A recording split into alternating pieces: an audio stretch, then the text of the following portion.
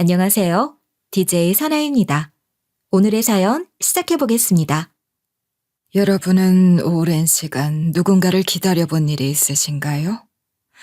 단지 약속 시간에 몇 분 늦는 사람을 기다리는 게 아니라 10년, 20년, 30년, 40년을 두고도 올지 안 올지도 모를 누군가를 기다리는 거예요.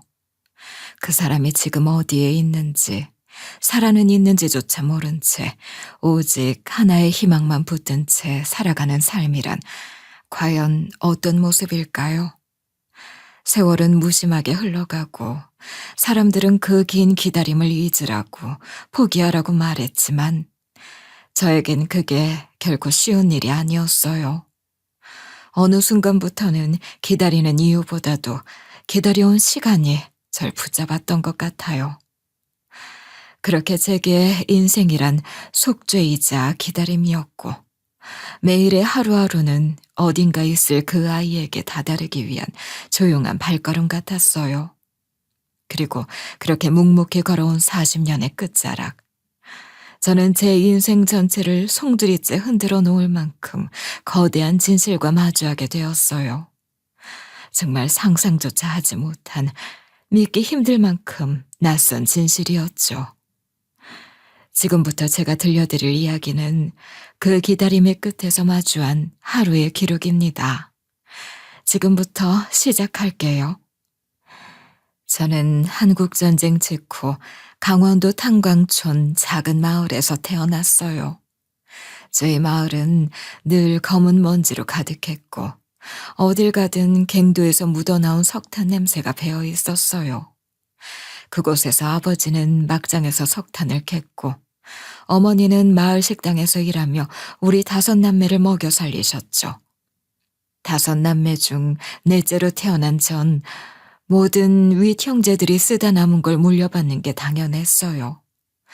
새 옷이란 건 한 번도 입어본 적이 없었고 하다못해 쪽쪽이 하나도 너덜너덜해진 걸 썼어야 했으니 신발 한 켤레를 놓고 동생이랑 싸우던 날도 있었고 밤마다 학교 가방에 떨어진 석탄가루를 손수건으로 털어내던 기억도 아직 선명해요. 가난한 강원도민에겐 겨울은 더욱 고된 계절이었습니다. 막둥이는 감기에 자주 걸려 늘 기침을 해댔고 어머니는 새벽마다 이불 덮어주며 콜록대는 아이들 옆에서 밥솥에 감자찌며 하루를 시작하셨고 아버지는 새벽 찬바람을 헤치고 탄광을 오가셨어요. 여보, 새벽바람 많이 차지 않았어? 춥더라. 당신은 또 언제 깼어? 막내가 자꾸 기침해서 그냥 일어났지 뭐. 감자 좀 쪄놨어.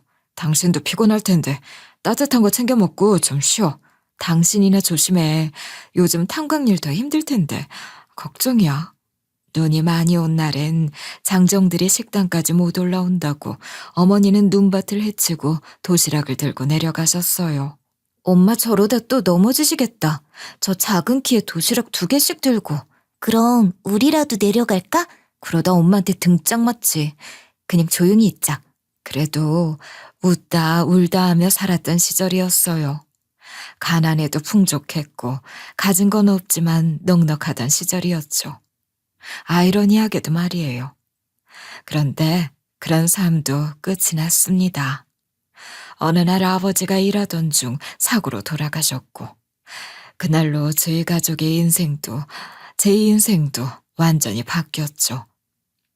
막장에서 굴이 무너졌다는 연락을 받은 건 제가 초등학교 졸업식을 하루 앞둔 날이었어요. 그날 이후 집안 분위기는 무거워졌고 언니 오빠들은 바로 일을 시작해야 했고 저 역시 중학교를 다니던 와중 학업을 포기해야 했어요. 16이 되던 해 겨울 몸만한 가방을 메고 저는 서울행 기차에 올랐습니다. 어이 꼬마야, 서울엔 뭐하러 가? 을지로 인쇄소에 취직했어요. 네가? 그 어린 나이에? 저보다 어린 제 동생도 두부 공장에서 일하는데요, 뭘. 어린 것들이 고생이구만. 기차는 4시간을 달려 서울역에 도착했고 처음 본 서울은 크고 시끄러웠어요. 사람들도 너무 빠르게 걸어 다녀서 저 혼자 그 넓은 세상에 덩그러니 던져진 것 같았죠. 제가 일하게 된 을지로 인쇄소는 허름한 골목 안에 있었고 천장은 낮고 습했어요.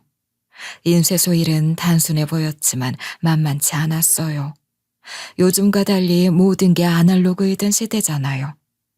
활자를 하나씩 손으로 집어 기계에 올려야 했고 먹냄새가 코에 배서 집에 가도 손끝이 까맣게 물들어 있었죠. 기계에 손이 끼일까 조심해야 했고 조금만 실수하면 종이 수백 장을 다시 인쇄해야 했어요. 종일 서서 일하다 보니 다리가 퉁퉁 부었고 손톱 밑엔 늘 먹이 끼어 있었어요. 처음 한 달은 너무 힘들어서 몇 번이고 짐 싸서 내려갈까 고민했어요. 그런데 그럴 때마다 어머니의 편지가 떠올랐어요. 수경아, 서울은 춥니? 일은 힘들지 않니? 밥은 꼭 챙겨 먹고 손목에 파스 꼭 붙이고 자라. 엄마는 여기서도 잘 지낸단다. 편지 한 장 읽고 나면 다시 마음을 다잡았어요. 주말이면 종종 갈비뼈가 아플 만큼 피곤했지만 월급날 하얀 봉투를 손에 쥐고 집으로 내려갈 땐 뭔가 된 것 같은 기분도 들었어요. 우리 딸, 손은 또 왜 이렇게 험해졌어? 인쇄소 일이 많이 거친가 보구나. 괜찮아요. 요령도 좀 생기고 이제는 활자 안 봐도 글자가 뭐인지 알 수 있어요. 그러지 말고 기회 되면 다시 학교도 다녀. 너 아직 어려. 그게 마음처럼 안 되더라고요. 그냥 지금은 이게 최선인 것 같아요. 미안하다. 엄마가 미안해. 인쇄소도 가장 힘든 건 겨울철이었어요. 기계가 냉기로 식어 있으면 활자가 잘 안 찍혔고 목도 굳어버려서 손으로 녹여가며 일해야 했어요. 손가락이 얼어서 제대로 움직이지 않는 날들이 수두룩했죠. 이거 하다가 손가락 하나 없어지는 거 아니야? 엄마가 말아주는 따뜻한 국밥 한 그릇 먹고 싶다. 크고 작게 다치는 일들도 비일비재했죠. 한 번은 종이를 들고 기계를 지나가다 발이 미끄러져 넘어졌고 그 충격으로 왼쪽 손등이 갈라진 적이 있어요. 피가 멈추지 않아 병원에 갔는데 의사는 깁스를 하자며 한참을 설득했어요. 이거 그냥 뒀다간 뼈까지 염증 올 수 있어요. 깁스하세요. 그러면 일을 못 하는데요? 다음 주까지는 꼭 나가야 해요. 결국 붕대만 감고 다시 인쇄소로 돌아갔고 사장님이 무뚝뚝하게 말했어요. 안 나올 줄 알았는데 왔네. 너도 어지간히 독한 녀석이구나. 자, 이걸로 병원비 해라. 사장님. 감동받을 건 없다. 더 열심히 하란 뜻이니. 그 한마디가 참 낯설게 다정했어요. 서울살이 2년차쯤 됐을 때였죠. 일하는 손은 여전히 거칠었고 하루하루가 녹록지 않았지만 그래도 전 거친 서울살이를 해내고 있었어요. 힘들었지만 주어진 삶에서 한순간도 도망치지 않았죠. 그렇게 몇 년이 흐르자 그래도 제법 손이 빨라지고 익숙해져서 인쇄뿐 아니라 제본 작업까지 혼자 맡을 수 있게 됐어요. 묵직한 재단기로 수백 장의 종이를 자르고 그걸 순서대로 정리해서 제본 테이프로 마무리할 때면 나도 이제 어엿한 기술자구나 싶은 자부심이 느껴졌어요. 그 무렵이었어요. 회사 앞 신문사 보급소에 종종 배달 나가던 길에 한 남자를 알게 됐고 그 남자가 바로 나중에 제 남편이 된 사람이었습니다.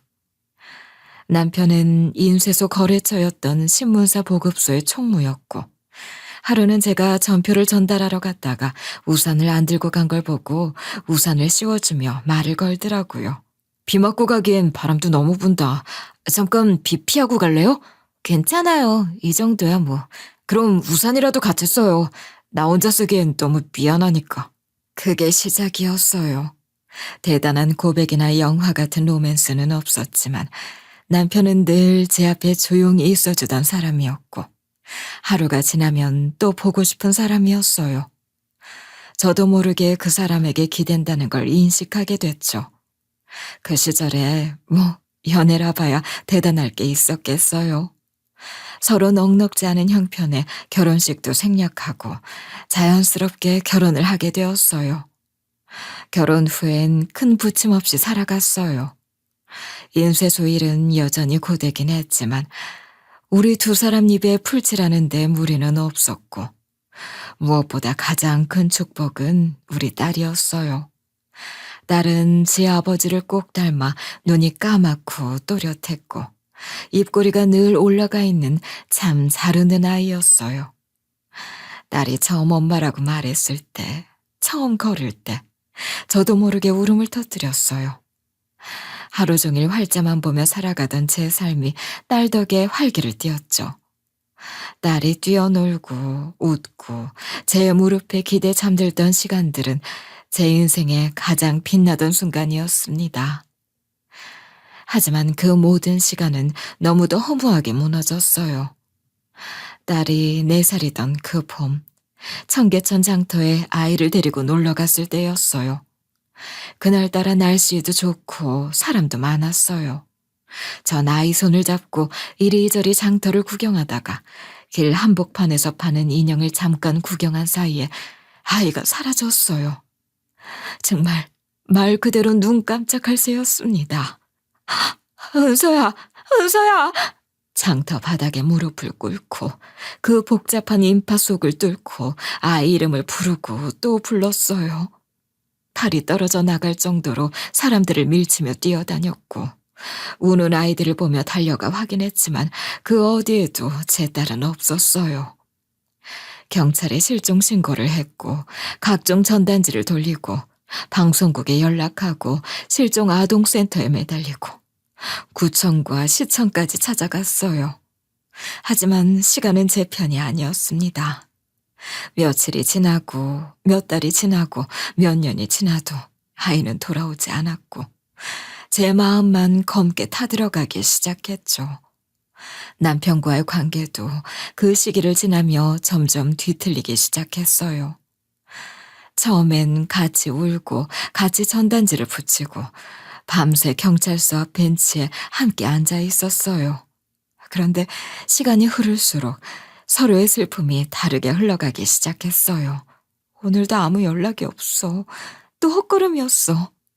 제보라더니 그냥 비슷하게 생긴 애더라고. 그만하자.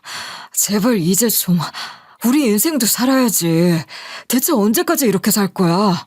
뭐라고? 지금 그 말이 나와? 은서가 우리한테 어떤 애였는데 어떻게 그만둬? 부모가 어떻게 그래? 그렇게 매달려봤자 뭐가 달라져? 현실 좀 봐. 우리 지금 집세도 밀리고 있어. 집세가 중요해? 사람이 없어졌는데, 아이가 사라졌는데 지금 돈 얘기를 하고 싶어? 당신만 힘든 줄 알아? 나도 밤마다 잠이 안 와. 나도 내 딸 보고 싶어 미칠 것 같다고. 근데 그렇다고 죽어? 그냥 확 죽을까? 그렇게 싸운 날은 한참을 침묵했어요. 밥도 같이 안 먹고 눈도 마주치지 않았어요. 그래도 다음 날이면 또 같이 전단지를 붙이고 한강다리 아래 경찰 순찰대에 들르고 실종자 센터에 연락하고 서로에게 화가 나면서도 동시에 서로 없으면 안 되는 모순된 시간들이 계속됐죠. 나도 너무 지쳤어. 진짜 지긋지긋해. 그럼 애는 우리 은서는 이제 그만 좀 해. 좀 잊으라고. 그 말을 듣는 순간 머리를 누군가 쥐어박은 것처럼 어질했어요. 전 못 잊었거든요. 잊을 수 없었어요. 지금도 거리에서 까만 눈망울을 가진 여자아이가 보이면 무작정 쫓아가 확인했어요.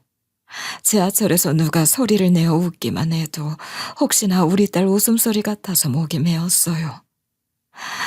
하지만 남편은 아니었나 봐요. 나를 잃은 죄인이지만 그래도 살아야 했어요. 아니, 나를 찾기 위해서 더 열심히 살아야 했어요. 죄책감에 주저앉고 싶을 때도 있었지만 누가 뭐라 해도 전 엄마였고 그 아이가 돌아왔을 때 아무것도 가진 게 없는 사람이 되고 싶지 않았어요. 언젠가는 꼭 다시 마주할 거라는 믿음 하나로 하루하루를 버텨냈던 것 같아요. 그리고 그날도 평소처럼 일찍 출근해서 대형 재봉기를 청소하고 있었죠.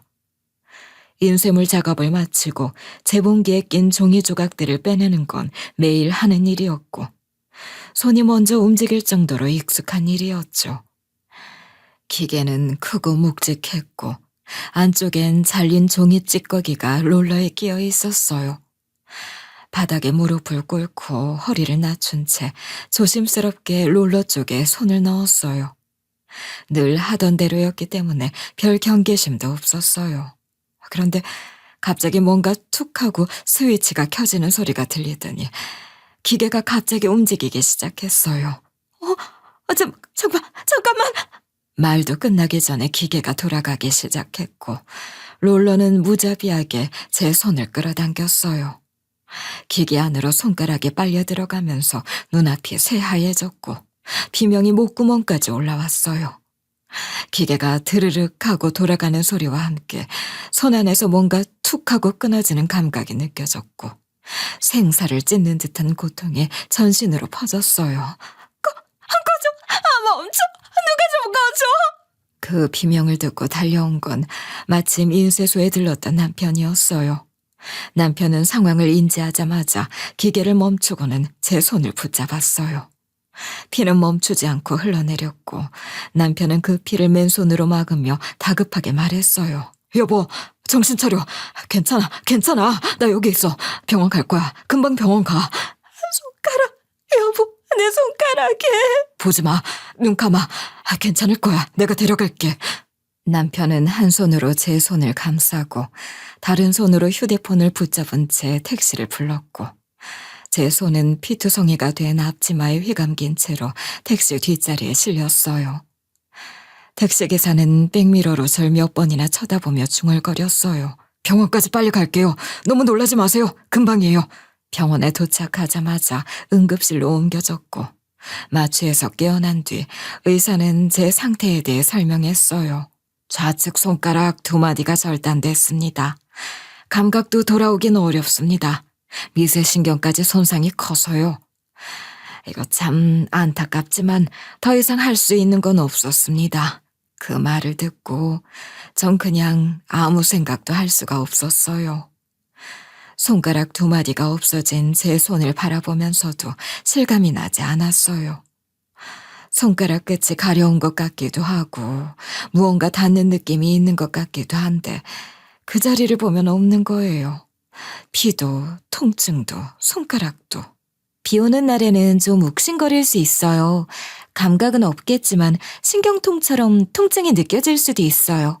이후로 몇 주는 입원 생활을 했고 퇴원하고 나서 다시 인쇄소를 찾아갔지만 기계 앞에만 서면 손끝이 저릿했어요. 기계 소리만 들어도 숨이 가빠졌고 밤이면 사고 났던 순간이 머릿속에서 반복됐어요. 잠결에 손가락이 살아있는 것처럼 꿈을 꾸기도 했고 아침에 눈을 뜨면 매번 그게 악몽이었단 걸 깨달았어요.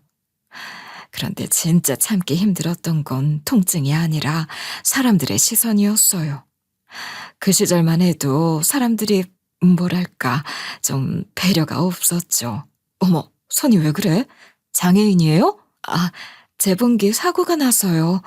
아이고 세상에, 어쩌다가. 젊은 여자 손이 그래가지고 어쩌나. 매일같이 그런 말들을 들어야 했죠. 그래서 늘 손을 가리는 습관이 생겼어요. 여름에도 긴 소매를 입고 누가 악수라도 하려 하면 무심하게 손을 빼곤 했어요. 출근길 버스 손잡이를 잡다가 옆자리 사람이 제 손을 흘끗 쳐다볼 때면 숨이 턱 막혔어요. 그 짧은 시선 하나에 며칠을 마음에 담아두곤 했어요. 상대는 그저 한번 힐끔 본 걸 수도 있지만 제겐 그것도 칼날 같았거든요. 비가 오면 더 심했어요. 쑤시고 욱신거리고 밤엔 통증에 자다가도 깨곤 했어요. 그러면 이불을 걷어내고 거실로 나와 어둠 속에서 조용히 손을 쓸어내리곤 했죠. 그래도 전 살아야 했어요. 살아서 딸을 찾아야 했고 손이 없어도 엄마니까 끝까지 포기할 수 없었어요. 그날 사고가 나고 손가락이 잘려나간 그 자리에서 저는 마음을 다잡았어요. 그러는 한편 점차 남편이 변해가기 시작했어요. 남편은 밖에서는 웃는 얼굴로 사람들을 대했지만 집에서는 좀 달랐어요. 누구보다 부침성 좋고 말재주도 있었고 웃는 낯으로 장사꾼들 사이에서도 인기가 많았지만 그런 사람이 집에 들어와 문을 닫는 순간엔 완전히 다른 얼굴이 되곤 했죠. 원래도 술을 좋아하긴 했어요. 하루 일 마치고 맥주 한 캔 정도는 늘 손에 들려 있었고 주말이면 혼자 소주 한 병쯤은 늘 비웠어요. 그런데 어느 날부턴가 빈 병이 서너 개로 늘어나기 시작했고 제 손 얘기를 하거나 딸 얘기를 하며 아픈 데를 쿡쿡 찌르기 시작하더라고요. 그 손가락 좀 가리고 다니면 안 돼? 보기만 해도 징그러워 죽겠어. 식탁 건너편에서 밥도 못 먹겠다고. 그리고 우리 은서, 네가 잃어버린 거잖아, 네가. 남편은 술이 없이는 안 할 말들을 그렇게 술에 취해 해댔고 어김없이 화를 내기 시작했어요. 테이블 위를 치고 벽을 보고 소리치고 심지어는 술병을 휙 던져 유리컵이 깨진 적도 있었어요. 그럴 때마다 전 숨을 죽이고 조용히 치우기 바빴어요. 그러던 어느 날이었어요. 장롱 깊숙이 넣어뒀던 비상금 봉투가 사라진 걸 발견하게 됐죠.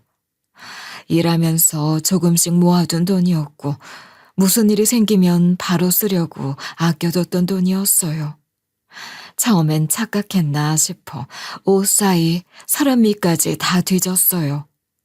그런데 아무리 찾아도 안 보이더라고요. 당신 혹시 장롱 안에 있던 파란 봉투 본 적 있어? 파란 봉투? 무슨 소리야? 그런 거 본 적 없어. 잘 생각해봐. 그 안에 돈이 있었어. 당신 말고 이 집에서 그걸 손댈 사람이 어딨어. 뭘 그렇게 몰아붙여. 나라고 왜 그런 걸 손대? 며칠을 그 말로 버티더니 결국 어느 날 술에 취한 채 귀가해서 말했어요. 미안해. 나 그 돈 잃었어. 뭐라고? 지금 농담이지? 한 판만 이기면 된다고 생각했어. 진짜야. 다시 벌어서 채워놓으려고 했는데 생각처럼 되지가 않더라. 그 돈이 무슨 돈인데 당신이 어떻게... 그날 이후로도 전 그 사람을 믿고 다시 한번 기회를 줬어요. 정말 마지막이라는 각오로 이젠 안 그러겠다고 다시는 손대지 않겠다고 약속받고 나서야 겨우 넘어갔어요. 그런데 문제는 그게 한두 번이 아니었단 거였어요. 비똑똑하는 전화는 점점 늘어났고 집 앞에 모르는 사람들이 찾아오는 날도 많아졌어요.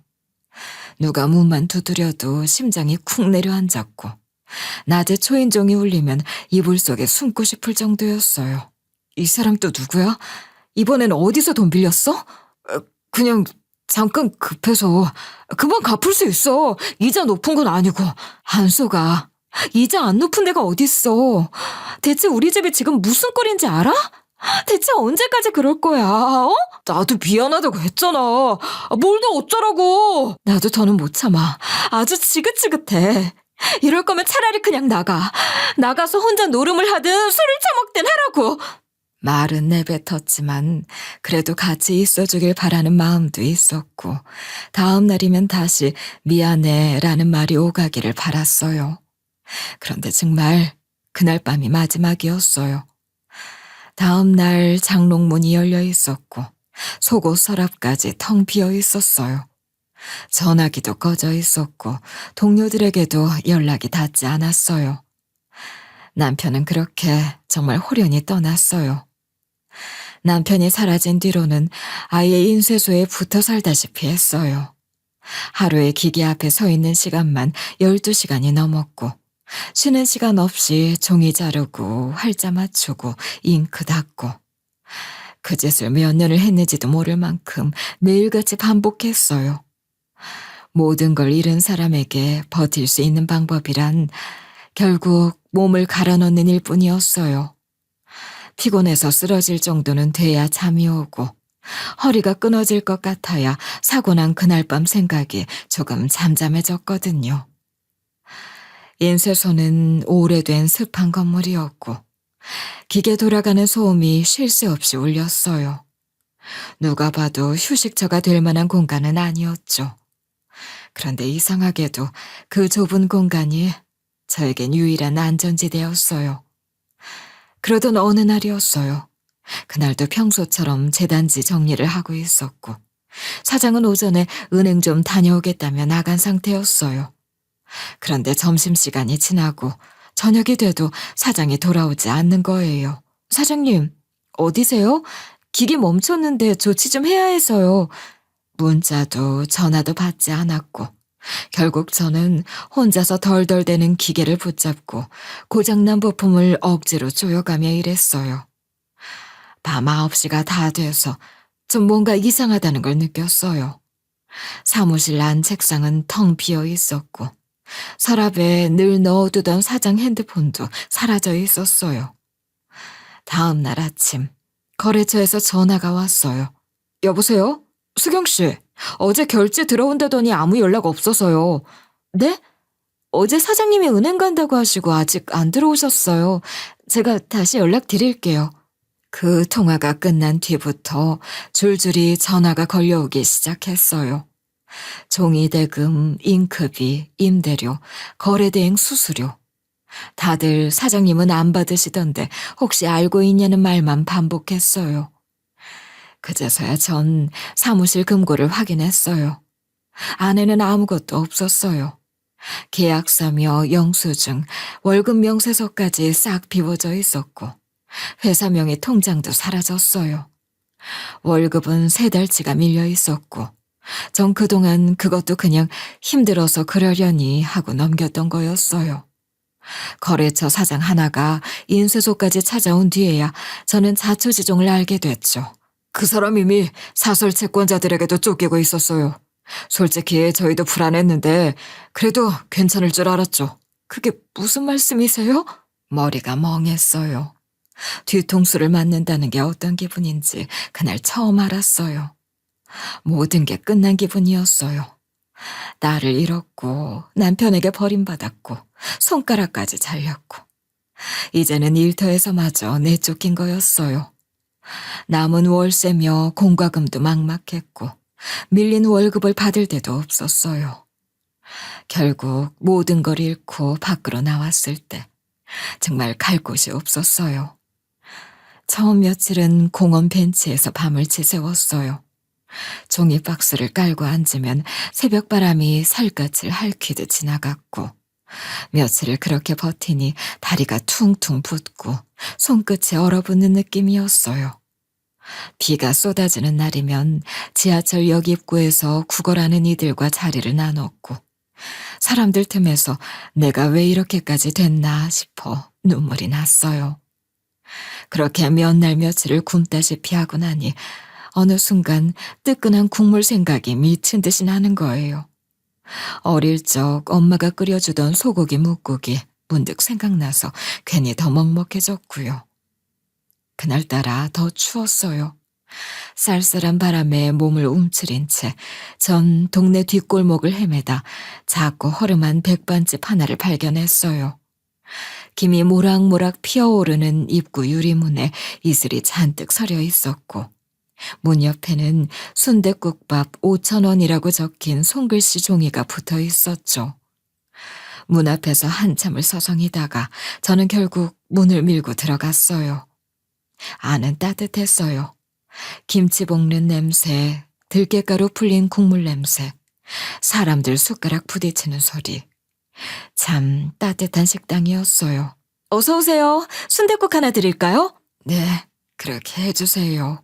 말은 했지만 제 주머니 사정은 뻔했어요. 바지 주머니 속엔 구겨진 1,000원짜리 한 장이 전부였어요. 그런데 막상 국밥이 나오고 김이 모락모락 피어오르니 제정신이 아니더라고요. 허겁지겁 국물부터 들이켜고 밥을 말아 넘기기 시작했어요. 얼마나 허기졌던 건지. 그 국밥이 세상에서 가장 맛있는 음식 같았어요. 배를 채운 뒤에야 정신이 돌아왔고 그제서야 주머니를 뒤적여 1,000원짜리를 꺼내들었어요. 손이 떨렸어요. 부끄럽고 죄송해서 얼굴을 들 수가 없었어요. 제가 지금 가진 게 이거밖에 없어요. 정말 죄송한데 꼭 갚겠습니다. 정말이에요. 그러자 그 젊은 사장이 활짝 웃으며 말했어요. 아휴, 어르신, 그런 말씀 마세요. 뭐가 죄송해요. 그냥 매일 오셔서 드세요. 괜찮아요. 그 말에 저는 순간 목이 메어왔고 눈물이 핑 돌았어요. 그렇게 다정한 말 한마디를 들은 게 얼마만이었는지. 아니, 제 존재 자체를 반갑게 받아준 사람이 있다는 게 도대체 언제였는지도 기억이 나질 않았어요. 아니에요. 말만으로도 정말 고마워요. 이 은혜는 잊지 않을게요. 그러다 문득 식당 사장이 물을 따라주며 고개를 돌렸을 때였어요. 그 목에 걸린 은목걸이가 눈에 들어왔어요. 순간 심장이 쿵 내려앉았어요. 그건 40년 전 제가 제 딸 은수에게 해줬던 미아방지 목걸이와 똑같은 거였거든요. 저기, 이 목걸이, 이거 어디서 난 거예요? 이거요? 어릴 때 갖고 있던 거예요. 저도 정확히는 모르는데 실은 제가 보육원 출신이거든요. 혹시 이름이 새겨져 있나요? 펜던트 뒷면에. 그게 처음엔 있었던 것 같은데 보육원 언니들이 라이터로 지지는 바람에 이름이 사라졌어요. 그 순간 전 의자에서 벌떡 일어나며 외쳤어요. 이거 우리 은수 거 같은데. 이름은 없지만 모양이 똑같다고요. 내가 직접 맞췄어요. 4살 때 청계천에서 잃어버렸는데 혹시 몇 살이에요? 왜 그러세요, 어르신? 설마 혹시... 사장은 당황하며 절 바라봤고 전 숨을 제대로 쉬지 못할 만큼 가슴이 뛰었어요. 저도 청계천 근처 보육원에서 자랐어요. 원장님 말로는 시장통에서 주웠다고 하시던데 전 정확히 기억은 안 나요. 그래, 시장통에서 널 잃어버렸어. 은수야, 내 딸. 엄마예요? 정말 제 엄마라고요? 말도 안 돼. 설마. 은수야, 엄마야. 아유, 미안하다. 널 잃어버리고 찾지도 못한 못난 엄마라 미안하다. 엄마. 그래, 내 딸. 저희 두 사람 모두 말을 잇지 못하고 서로를 바라봤어요. 저는 사장의 손을 덥석 붙잡았고 눈물이 하염없이 쏟아졌어요. 그날 우리는 함께 유전자 검사를 받기로 했어요. 하지만 저도 사장도 모두 확신에 차 있었어요. 병원에 가서 상담을 받고 혈액을 뽑으며 희망에 부풀었죠. 늘 내가 누굴 닮았을까 궁금했어요. 가끔 엄마 또래 사람들을 볼 때마다 혹시 우리 엄마일까? 그런 마음 들 때도 있었고요. 근데 이런 일이 있을 줄은 몰랐어요. 어떻게 이런 일이 있죠? 그건 나도 그래. 난 매년 생일마다 네가 살아있길 빌었어. 죽지 않고 어딘가 살아만 있으면 그걸로 됐다고. 이제 됐다. 이제 됐어. 며칠이 지나는 동안 사장은 식당 한 켠을 내어주었고 거기서 함께 이런저런 얘기들을 나눴어요. 40년을 애타게 그리워했던 딸이 다시 제 앞에 나타난 기분이었고 진짜로 내 딸이라면 이제라도 함께 살아가면 된다고 믿었어요. 세상이 다시 시작되는 것 같았고 이제라도 그 빈자리를 채울 수 있을 거라 생각했어요. 그러던 어느 날 병원에서 전화가 왔어요. 검사 결과가 나왔다는 연락이었고 우리는 함께 병원으로 향했어요. 가는 내내 손이 덜덜 떨렸고 마음속에선 이미 그래, 이 아이가 맞아. 내 딸이야. 라고 확신하고 있었어요. 한 줄기 희망을 품은 마음으로 병원에 갔어요. 저 문만 열고 들어가면 어쩌면 잃어버렸던 딸을 다시 만날 수 있을지도 모른다는 그 믿음 하나로요. 의사와 마주 앉았을 때 의사는 유전자 결과지를 한참 들여다보다가 고개를 들었어요. 검사 결과가 나왔습니다. 안타깝게도 결과는 불일치입니다. 가족관계로 확인되지 않았습니다. 그 말을 듣는 순간 제 귀가 멍해졌어요. 눈앞이 하얘졌고 다리에 힘이 풀려 의자에 털썩 주저앉았어요. 아무 말도 들리지 않았고 온몸에서 힘이 빠졌어요. 사장도 아무 말 없이 고개를 숙였고 저는 그 아이 손을 붙잡은 채 떨리는 목소리로 말했어요. 아니야. 그럴 리 없어. 목걸이도 그렇고 얼굴도 분명 우리 은수였는데. 선생님, 정말이에요? 정말 불일치인가요? 두 분이 간절하셨던 건 알고 있습니다만 두 분은 친모녀 관계가 아닙니다. 그 아이가 제 딸이 아니라는 결과 앞에서 40년 동안 품고 살았던 희망이 한순간에 무너져 내렸어요. 눈앞이 허옇게 변했고 다리에 힘이 풀려 의자에 주저앉고 말았어요. 어떻게든 참으려 했는데 눈물이 그냥 뚝뚝 떨어졌어요. 목구멍 안에서 뜨거운 무언가가 울컥 올라왔고 전 그 자리에서 고개만 푹 숙인 채 말없이 울었어요.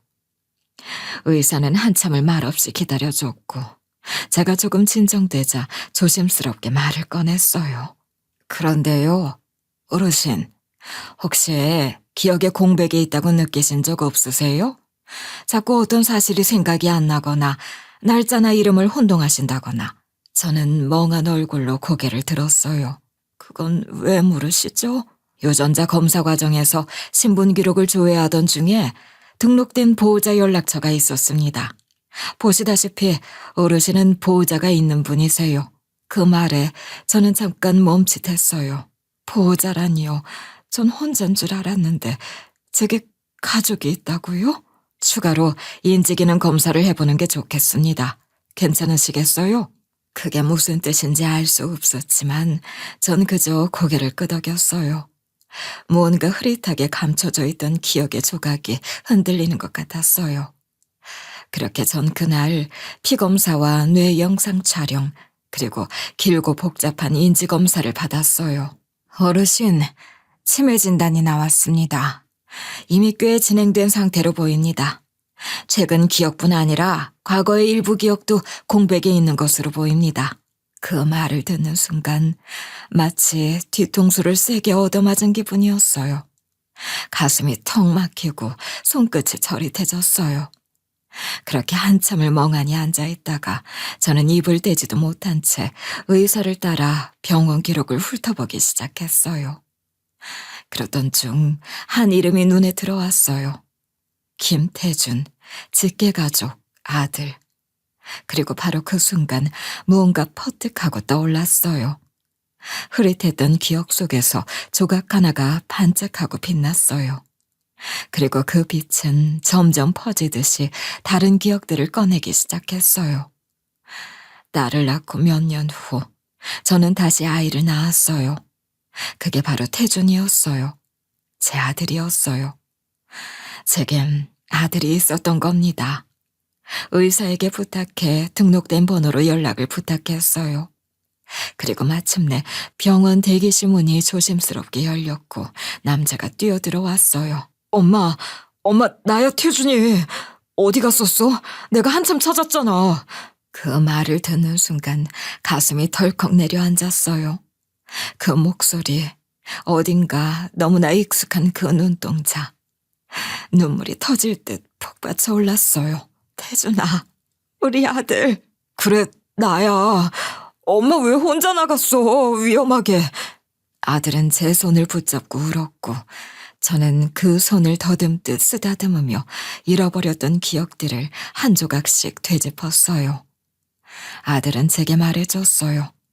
제가 아들네 집에 살았고 그날은 아들과 며느리가 장을 보러 나간 사이 제가 갑자기 집을 나갔다는 거리요. 2주 넘게 엄마를 얼마나 찾았는데. 경찰서도 가고 거리도 뒤지고 CCTV 뒤져가면서 계속 찾았어. 나중엔 실종자 포스터까지 붙였는데 미안해. 엄마가 미안해. 내가 널 다 잊고 있었다니. 아니야 엄마. 무사하니까 됐어. 이제 됐어. 그날 밤 아들은 절 다시 집으로 데려다 줬어요. 익숙하면서도 낯설었던 그 집엔 제 사진도 있었고 아들이 손수 붙여준 메모들도 곳곳에 남아 있었어요. 그리고 거기서 전 조금씩 기억을 찾아갔어요. 그런 제게 아들이 조심스럽게 말했어요. 엄마, 우리 은수 보러 갈까? 그 말에 제 심장이 덜컥 내려앉았어요. 은수, 내 딸 이름. 기억을 잃은 상태에서도 절대 잊지 못했던, 오랫동안 마음에서 뼈아프게 간직하고 부르고 또 부르던 그 이름이 다시 입에서 나오자 가슴이 미어졌어요. 눈물이 울컥 솟구쳤습니다. 그래, 가자 태준아, 우리 은수 보러 가자. 그렇게 우리는 작은 공동묘지가 있는 동네 외곽으로 향했어요. 차 안에서 아무 말도 하지 못했어요. 심장이 쿵쿵 뛰었고 한 걸음씩 걷는 게 마치 세월을 되짚는 것처럼 느껴졌어요. 은수의 무덤 앞에 도착했을 때 저는 그대로 주저앉았어요. 손을 얹었고 눈물이 말도 못하게 쏟아졌어요. 그리고 눈물과 함께 기억도 쏟아졌어요. 그날 장터에서 아이를 잃어버리고 경찰서에 찾아가고 거리를 헤매고 그리고 몇 달 뒤 싸늘한 죽음으로 돌아온 딸을 확인했던 그 순간까지. 그러니까 전 그 기억을 지워버리고 있었던 거예요. 치매가 그 고통을 덮었고 전 평생 딸을 찾으며 떠돌아다닌 줄만 알고 있었어요. 사실은 전 이미 진작 딸을 보내고 그 슬픔을 버티지 못해 기억의 일부를 봉인해버린 거였어요. 은수야, 엄마가 미안해. 엄마가 너무 미안해. 엄마, 괜찮아. 이제 나랑 같이 있잖아. 내가 곁에 있잖아. 그날 전 제 딸 은수에게 다시 이별을 고했어요. 가슴속에 묻었던 기억이 이제는 무덤 앞에서 천천히 내려앉는 듯 했어요. 딸을 잃고 무너졌던 그때 전 세상을 등졌지만 그리고 치매로 다시 한번 딸에 관한 기억을 붙잡았지만 그렇게 다시 한번 딸을 떠나보내고 아들의 손을 붙잡고 집으로 돌아왔어요. 그날 이후 아들은 제 손을 꼭 붙잡고 다녔어요. 잠깐 외출을 해도 집안에서 방을 옮길 때조차 절 지켜보듯 눈을 떼지 않았어요. 괜히 불안한 눈빛으로 절 살피고 가끔은 숨소리까지 확인하는 것 같았어요. 엄마, 물 끓일 땐 꼭 불 끄고 나와야 해? 기억 안 날 땐 그냥 나한테 말해. 알았어. 나 괜찮다니까. 그 괜찮다가 제일 무서운 말이야. 그러다 또 집 나가면 어떡해. 그땐 내가 기억을 못했잖아. 지금은 아니야. 지금은 아직 잘 기억해. 지금은 그렇지만 그게 언제까지일지는 모르잖아. 저도 알고 있었어요. 불을 켜둔 채로 잠든 날이 하루 이틀이 아니었고 낯선 골목에 서 있다가도 어떻게 온 건지 몰라 당황한 적도 많았어요. 어느 날은 냉장고에 휴대폰을 넣어두고 찾느라 한참을 헤맸고 한 번은 가스불 앞에서 물을 올려놓고 그대로 거실 소파에 앉아 깜빡 잠들어 버렸어요. 그날 이후로 전 스스로도 이대로는 안 되겠다는 생각을 하게 됐어요. 더는 아들이나 며느리에게 민폐가 되면 안 된다는 생각이었어요. 스스로 할 수 있을 때 결정해야 한다고 생각했어요. 그렇게 전 아들과 상의했고 아들 내외 집 근처에 있는 요양원을 함께 방문했어요. 요양원 건물은 생각보다 밝고 깨끗했어요. 복도엔 햇빛이 가득 들어왔고 간호사들은 밝게 인사하며 다정하게 어르신들의 이름을 불렀어요. 전 조용히 구석에 앉아 한참을 그 모습을 지켜봤어요. 여기 괜찮은 것 같다. 분위기도 따뜻하고 창문도 커서 햇살도 좋고. 엄마, 지금 결정 안 해도 돼. 조금 더 천천히 생각해도 돼. 아니야. 지금 내가 스스로 걸어서 들어올 수 있을 때 들어오는 게 맞아. 네가 계속 나 신경 쓰는 거, 그거 보는 것도 힘들더라. 나 안 힘들어. 그냥 엄마가 멀어진다는 게 싫어서. 멀어지는 거 아니야. 가까이 있잖아. 여기 있으면 너도 자주 올 수 있고. 그렇게 전 입소 서류에 직접 이름을 썼어요. 손끝이 조금 떨리긴 했지만 아직은 이름을 또렷하게 적을 수 있다는 것만으로도 감사했어요. 방은 작았지만 깨끗했어요. 큰 창이 달려 있어서 아침이면 따뜻한 햇살이 이불 위로 비쳤고, 오후엔 나뭇잎 그림자가 벽에 흔들리듯 들어왔어요. 아들은 입소 첫날 딸 무덤에서 함께 찍은 사진을 액자에 넣어 한쪽 벽에 걸어주었어요. 엄마, 이거 여기 두면 좋을 것 같아서.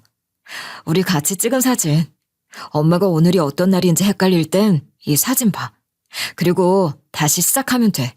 괜찮아. 요양원 생활은 규칙적이었어요. 식사 시간, 산책 시간, 약 먹는 시간. 처음엔 그 반복이 낯설었지만 곧 익숙해졌어요. 그러다 하루는 복도 끝에서 익숙한 얼굴이 보였어요. 백반집에서 따뜻한 국밥 한 그릇을 건네던 식당 사장이었어요. 한때 잠시 제 딸이라 착각했던. 어르신, 잘 계시죠? 자주 오지 못해서 죄송해요. 아니에요. 여기까지 와줘서 고마워요. 그날 이후로 저도 참 많이 생각했어요. 어르신 덕에 저도 엄마라는 단어를 다시 떠올리게 됐거든요. 어르신이 엄마처럼 느껴졌어요. 짧은 시간이었지만 엄마 품 같은 느낌이었어요. 그럼 우리 앞으로도 그렇게 지내요. 나중에 내가 다 잊어버리더라도 그 전까진 우리 모녀처럼 지내요. 그렇게 우리는 요양원 안의 작은 벤치에 앉아 몇 시간을 이야기했어요.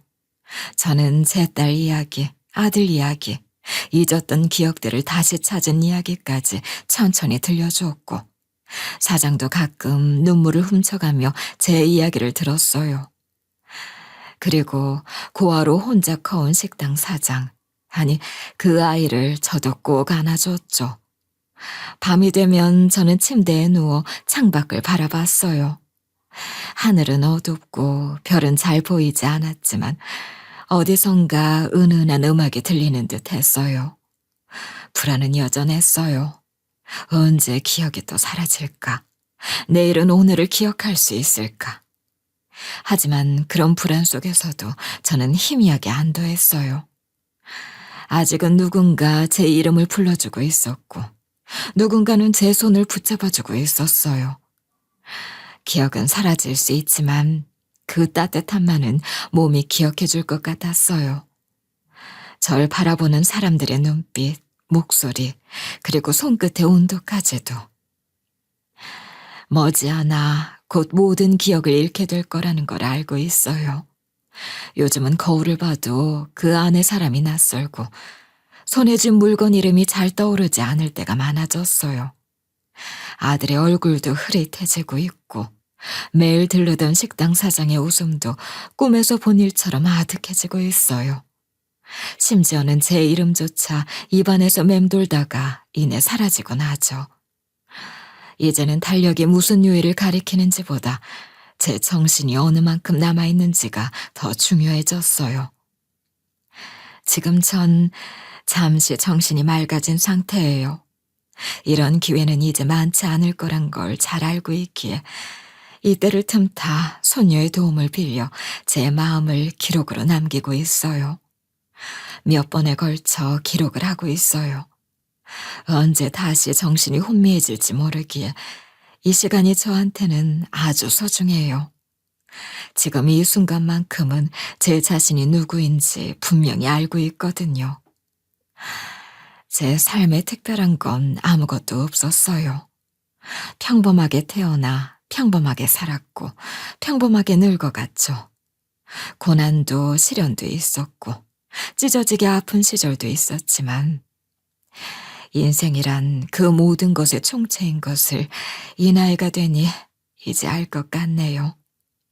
슬픔도 아픔도 기쁨도 모두 결국은 시간에 의해 지나간다는 것을 저는 마음으로 이제야 느끼고 있는 듯 합니다. 요양원에 오기 전엔 아들은 절 혼자 두는 걸 걱정했어요. 저도 제 상태가 더 나빠질 걸 알았고 그게 두려웠기에 결국 요양원 입소를 결정했죠. 처음엔 낯선 사람들 속에서 낯선 냄새와 규칙 속에 살아가는 게 힘들었지만 시간이 흐르니 이젠 여기가 제 집 같아요. 제겐 가족 같은 요양보호사도 있고, 비록 서로 이름은 자주 있지만 마음만은 나누고 있는 친구들도 있어요. 그리고 이젠 정말 딸 같은 식당 사장도 있죠. 제 기억의 왜곡으로 생긴 인연이지만 참 감사한 인연이죠. 이런저런 삶의 기억들 속에서도 유독 선명하게 남아있는 것들이 몇 있어요. 아들이 어릴 적 썼던 편지, 제가 매일 찾던 작은 공원 앞 벤치, 그리고 그 식당의 하얀 밥그릇 같은 것들. 전 곧 모든 걸 잃게 될 거예요. 제 이름, 제 기억, 제 가족의 얼굴들까지요. 하지만 마음 어딘가에는 분명히 남아있을 거라고 믿어요. 아들의 눈빛, 손녀의 손길, 그리고 사장의 따뜻한 말투. 그게 사라져도 그 감정은 제 안에서 희미하게라도 머무를 거라고 생각해요. 그게 치매라는 병 속에서도 인간으로서 마지막까지 지킬 수 있는 유일한 것 같아요. 제게 남은 시간은 많지 않아요. 오늘이 마지막 맑은 날일지도 몰라요. 그래서 이렇게 조심스럽게 말해봅니다. 살아온 세월이 늘 쉽진 않았지만 저는 그 삶을 후회하지 않아요. 남편이 떠난 뒤에도, 가난 속에서도, 기억에 흐려지는 지금 이 순간에도 저는 여전히 제 삶을 살아가고 있다고 느껴요. 제가 누구였는지, 어떤 삶을 살았는지는 곧 모두 잊히겠지만 이 기록만큼은 남아주길 바랍니다. 언젠가 제 아들, 며느리가, 제 손녀가 이걸 들으며 절 가끔 떠올려준다면 그걸로 충분해요. 이제 곧 다시 모든 것들이 사라지기 시작할 거예요. 말이 느려지고 단어가 흐려지고 기억이 사라질 거예요. 처음엔 그게 참 무서웠어요. 눈앞에 있는 사람의 얼굴이 낯설어지고 가장 좋아하던 노래 가사가 하나도 떠오르지 않을 때마다 가슴이 쿵 내려앉았죠. 내가 나를 잃어버리는 기분, 그게 얼마나 공포스러운지 말로 다 할 수 없어요.